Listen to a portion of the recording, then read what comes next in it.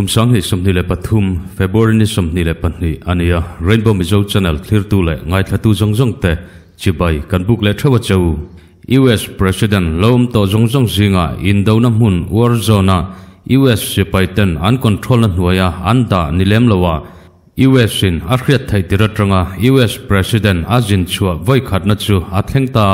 kanchan chinthar masalama kanron soita kangkhan hezin kong hi ahim lo tak jetani ti hi Khovel media ten anpun dan ania US Sarkara etupol lampang Republican Party ta chuan Bidenan surprise visit naya Ukraine avatlo thuta Ukraine atlo tur thu puan lok na po engma omlawa hetianga hajin chuak thu thian Khovel chiatna lian jok athen theini tin hanlo soitowa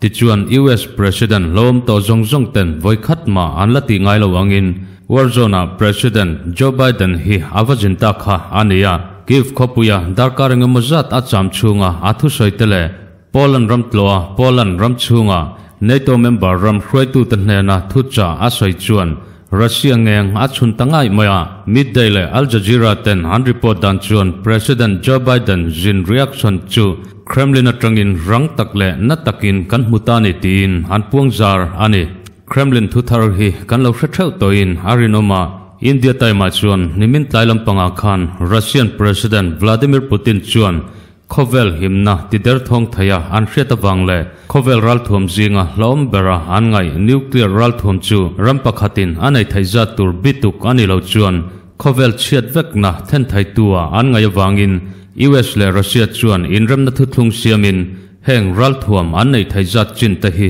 bituk ania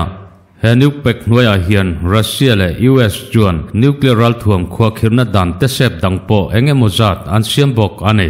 mase Kremlin atangin Russian President Vladimir Putin chuan nationwide address nain television kalplangin thucha asaya he thucha asai hian omzaril tak anaya US hi amel malian taka aen toa chuting bok chuan western ramsang ta chu Russia dodal tule an mel malian bera angai boka heng Khovel ramro puile ramlian tak tak te hian Ukraine hi atop thlenga antran pui zelani chuan Moscow chuan Ukraine special military operation akal pui mek nai hian harsarna lian jok machon zel thei ani wangin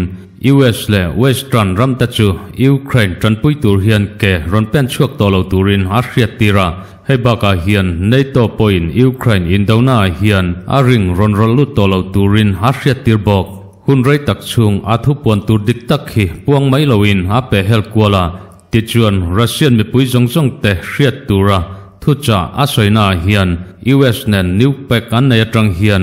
Russia chu tun din munatan chuan kanin hnuk dok ria mase hei hi in hnu do hlen na tur anilowa suspend in hnu do lailok na ania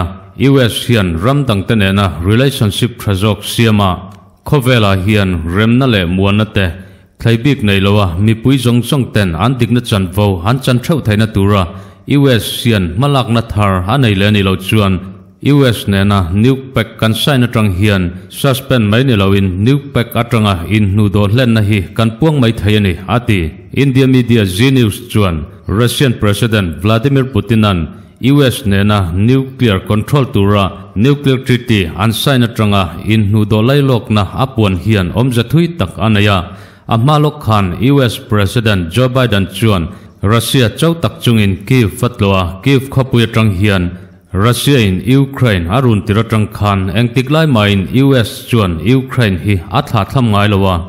Kiev tluk chiatna tur hi kan thei topa tungding turin ke kan pen thrina Russia in Ukraine arun tran tiratang khan akum khat champha chu kan thleng trap toa Tichuan Russia in Ukraine arun na hian kum ni akai chau huna po engtiklai main Ukraine hi tha tham ani don lowa atop thlengin US chu Ukraine kianga hian kanting zeldona Washington thirna le kanril rudik taka chuan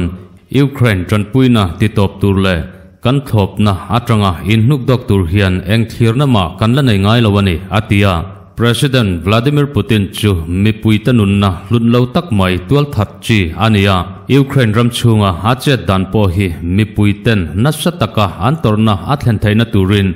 target mumal takpo nei lovin van boru ka tangin mipui tam tak chena mun civil mi ta chena building tam tak ta chu akap chimram ruma ma se Ukraine arun tirai khan Ukraine chu tuna hian chakzokin ading chuaka Russia in arun tan tirlai velai khan Ukraine hi military lama chaktak anitowa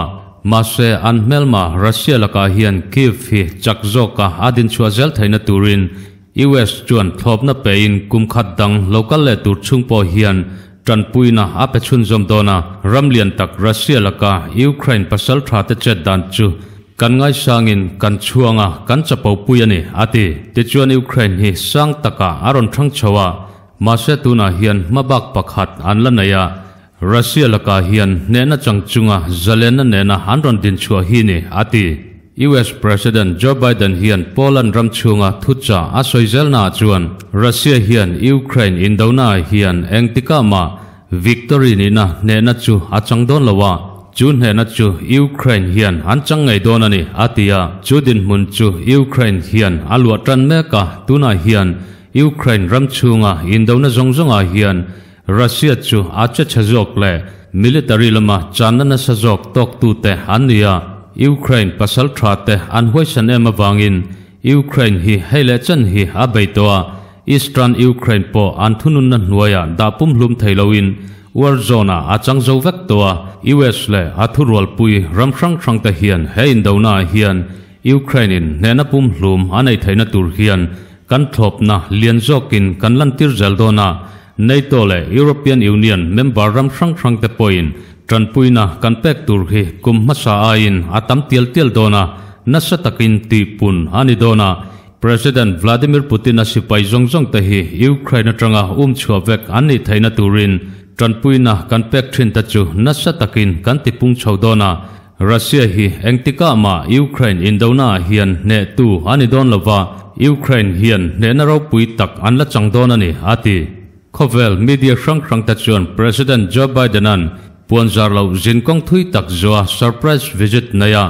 Kiev avatlona le Poland ramchunga athu cha soita chuan chanlet na lian tak mai hadong zuita ni tin han reporta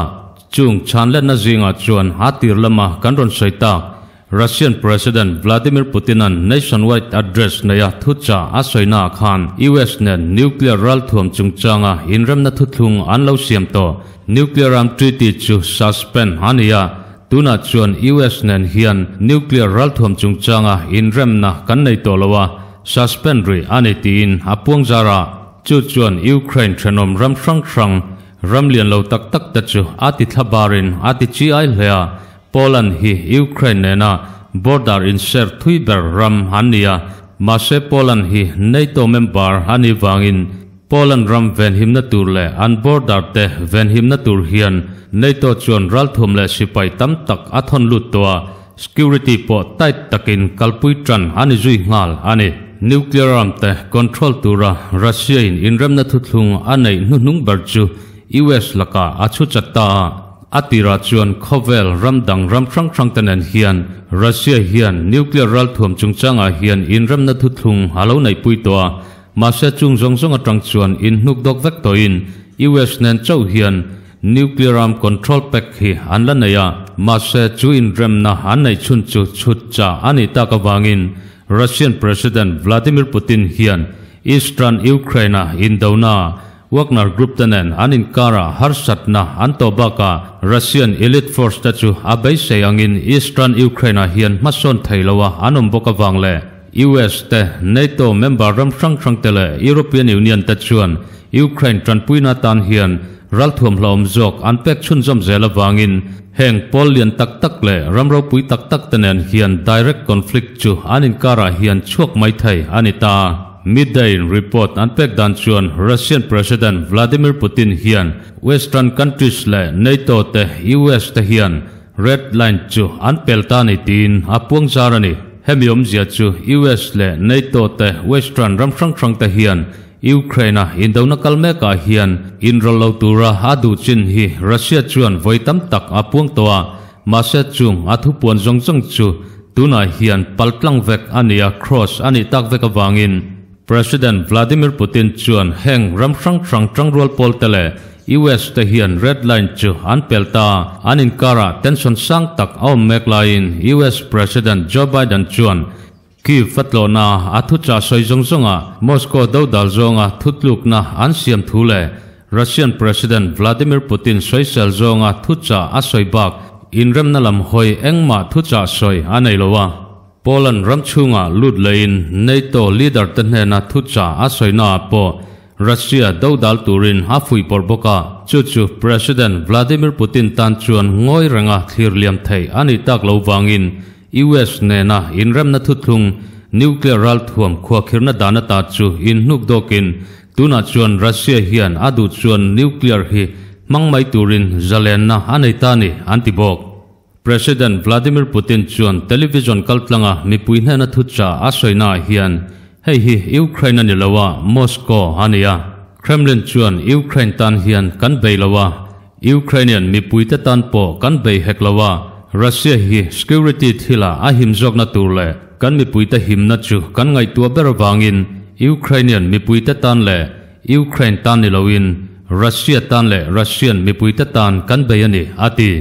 Ukraine hian amaster western hoten andu dua anchai koina hnuaya omzui zel hi athangani chuan engtikamo Kiev hi hein dona zofel hani rol hian Kiev chu western hoin andu dua an kai koi thaya atang dona tichuan tuna western hoten an soi tamberle US poina a soi tamber chu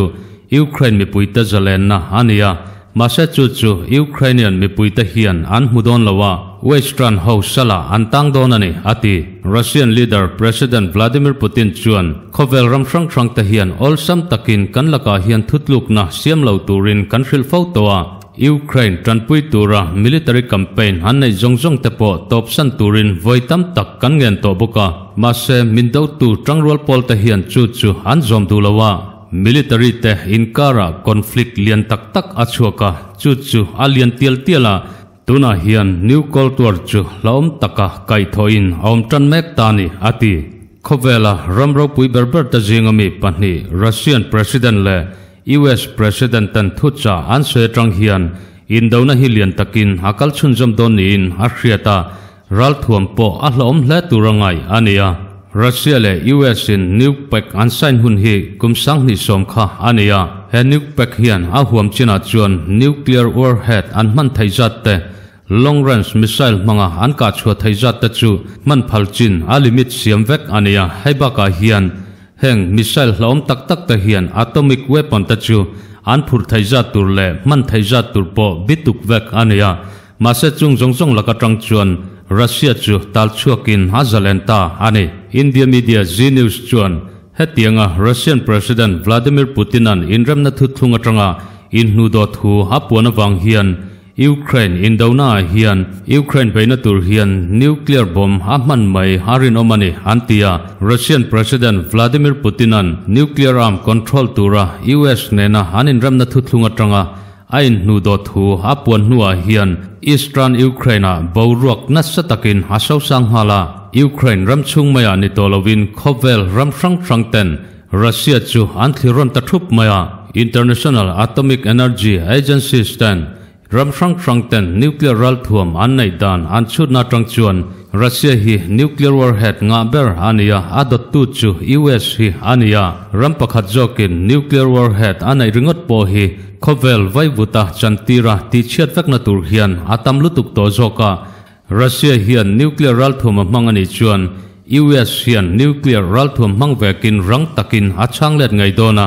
chung ral thum ten anghong chu khovela hian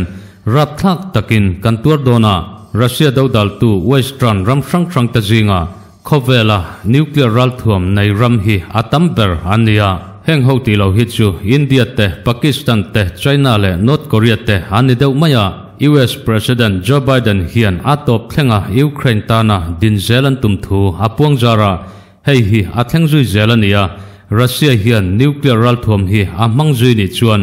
US le Russia inkara hian nuclear arm manga indona rapthak tak achuakanga khovel ramdang ten nuclear ral thuam annei ta hi mangmi alo ma sela heng ram pani ta hi tun kumjabi chung tun san churia hian ting chuak le ngai to lo turana in hanin noi thei ve ve a ma se chu an mani chau hian an tur don lowa western ramsang sang tele nato member ramsang sang te hian an tor phak ve ka wang le khovel pumpui hian climate in thak thlenga wanga chiatna rap thak tak tak thleng tur chu kan ma chon ngei angai don boka Russian President Vladimir Putin hian tun thlenga Ukraine in dona akalpui dan le ralrel dan athak danglam dan te nuclear deterrence forces te in ralring tura hriat tirna apek le heng nuclear te hi kap chok mai thai tura in peivek tura hriat tirna apek na kha arai to boka tichuan Russia hian engram main an pompuina le anrem ti na lamia lowin zalen takin nuclear hi adu hunhuna ates thaidona voi khat ates nuwa chuan Russian nuclear warhead avoi hina tana apuana mun tur chu Ukraine ram chunga ani ngei hanring bok military analyst strang ten han soidan chuan Russia hian tranpui tu ramdang anga lo zoka ama thop tu ramlian ber China po hian nuclear ral thom chu nei thoma sela nuclear manga indona hian ain rol du anring lawa US le Russia te hi anin noi chiam chuan sumle paidin munlam thlangin US le Russia hian an tuarin antla chena sa hle dona chu nuclear indona chuan China hian kut kuang kwa athir anring boka ti chuan khovela ama aya ramro puizok rampani te antla chelai chu athiranga khovela hian super power nein China chu aron ding chuak donani antibok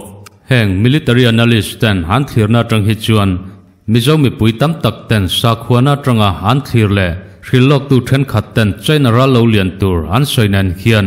ain kum kai hnai vai ta hle bok ani hetilai hian Uyan News Agency chuan nizan zanlai vela report anpek dan chuan Russian President Vladimir Putin an nuclear ral thuam control na turatana nuclear arm treaty hatranga anin nuk dok lailo kani ti apon nu atanga darkar khatvel haral nu khan Moscow tangin thu chua siam ania nuclear warhead khwa khirna turatana New Start Treaty tia han soibok US nena nuclear ral thum chungchanga inram na thu thlung han siam chu ennon anianga siam that ani chuan US nena nuclear arm treaty han nei New Start Treaty tia han soi hi anjom le mai thayani ti an puangzar bok ani mase hein ram na thu thlung hi US chuan apom thei anring lawa achan chu Russia hian Iran in nuclear ral thua manai hi adua mase US chuan ado dal ve thunga Iran hi Russia thop tu ram hausa le ramlian tak pakhat ania chu wang chuan nuclear ral thuam anei chuan Russia in tuna khovela a control thai thil tam tak ta hi nasha takin apung chaudona athu nei na po huam zau zokin hakeng ko thaidona ni antibok chu US hian adu anring lo ane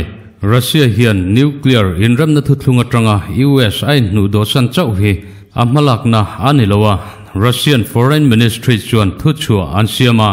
US Ambassador to Moscow Lintraisi laka hian Moscow chuan politics thila malak na anei mai thayani tin anpuang zar ani hemi chungchang hi Russian media TASS News Agency in report anpek dan chuan Russia le Ukraine in beina hian US hian in rol na anei chunjom zelani chuan Moscow le Washington in kara in palaiton na chu ti top ani mai thayani tin anpuang zara US Iowa Ambassador na thoka Moscow khopuya omek Lintraisi hi Russia hian anramatrangin annot chua kangti rin thai turin Russian Foreign Ministry chuan nimin February ni somni le pakhata khan Moscow le Kyiv tan sipai thachakna manga in nekton na anei mek lain hemi chungchang kai hnoi zot fiatur hian Samon kauna an peni US Ambassador to Russia Lintraisi nena hian Russian Foreign Ministry chuan Ukraine sipai te chet dan tur chungchanga hian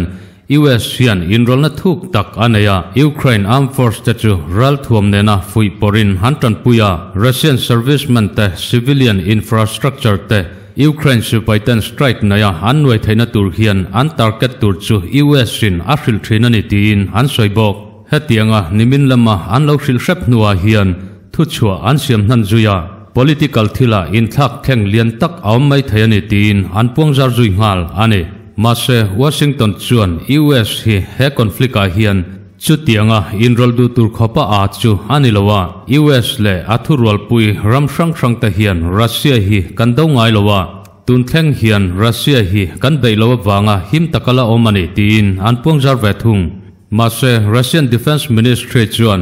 US hian hein dona hian inrolna thuk tak aneya Ukraine ramchunga hian sipai po athon lut ngeya heng te hi anral thuam te nena lut loin Ukrainian Armed Force ten ral thuam anin belle uniform anin bel ang te chu in belin American khwale tui enge mozat chu dan lawangin Ukraine anthon luta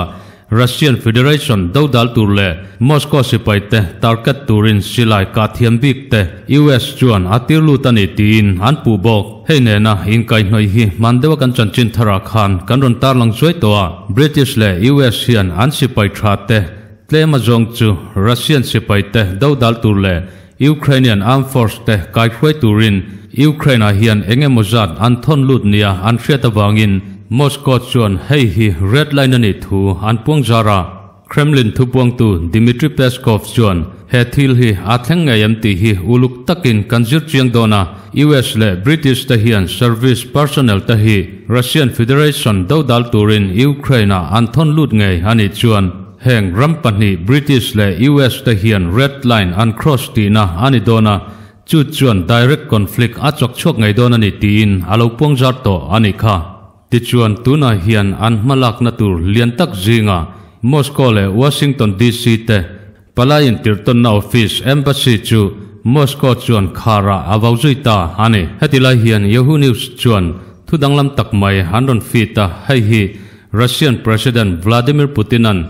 Ukraine arun mekna athurol pui ramlang sarber ta jingami Belarus chu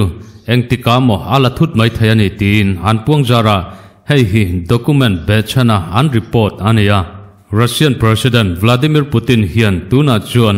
Belarus si lo thai loin athu hnuaya ada ani deuh bertoa adu tuin asipai te achek luta ral thuampo ada luta Belarusian President hian remtilo thin masela enge mochen in biekna anai hnuwa Russian President Vladimir Putin hian ral thuam dana munatan adu chuan amangle zela Belarusian President Alexander Lukashenko hian kumsang khazakwa somkwale palia Soviet Union ake chiat nuwa Belarus ram halo din tran tiratang khan President nina hi halo chaltowa ti chuan Lukashenko hi engtiklai poa Russia thopla thrin tu ania Russia chuan du sak takin political thilate sumle pailama tele military lama te tranpuina thanem tak apetowa chung tranpuina halopek to jongjong tele tho hona hanlo nei to te wangin President Vladimir Putin laka hian adau dal zonga ding chuak thai hani to lawa chu President Vladimir Putin hian amma da yatranga halo plan to ani wangin tuna chuan athu hnuaya ada ani deuh bera adu tu in Belarus ram hi asipai ta chat velnan amang thaita mase hei hi Russian President Vladimir Putin thil tumber ani lawa Russian internal document atanga halan dan chuan kumsang ni somthuma hian azavaya controller Kremlin opna hnuaya nulu turin Vladimir Putin hian ruammanna asiama Ukraine rama indona azofel hnuwa Belarus si annex target turatana adani tin anpungzar ani Ukraine ne na achanvele NATO member ram pathum Ukraine thenom ramami tachu beizui ani bokdona Belarus nen hian heng ram pathum ta hi kumsang ni somthuma hian lafai vek turin ruammanna asiam bokani tin han report ani ole khati jong kha tuntumata chanchin thar kan buat sai thaite nile phot sela kan video lo clear tu te kan channel la subscribe lo jom te khan khongaya min lo subscribe sak thau turin kan som chewa ti chuan Rainbow Mizo channel a hian chanchin thar dangnen dam takin kanin tongle thau donia